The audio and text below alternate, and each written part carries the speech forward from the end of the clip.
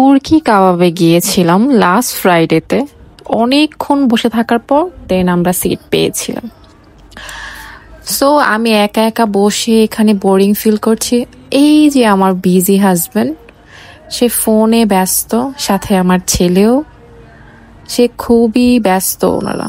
দেন অনেকক্ষণ ওয়েট করার পর চলে আসলো আমাদের খাবার।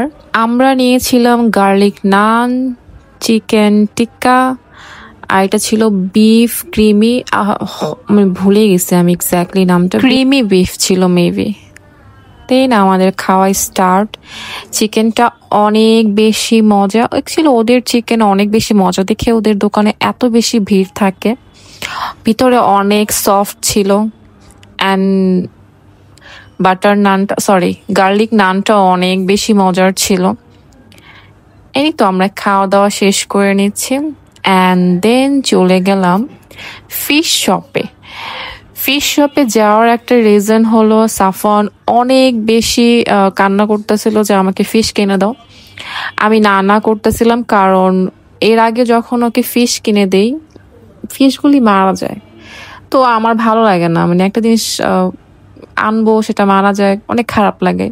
তো এই জন্য আমি চাচ্ছিলাম না ফিশ নিতে। তো এই কিউট ফিশগুলো নিতে চাচ্ছিল, বাট আমাদের অ্যাকুরিয়াম এত বড় না যে এত বড় ফিশ রাখা যাবে, ছোট্ট একটা অ্যাকুরিয়াম।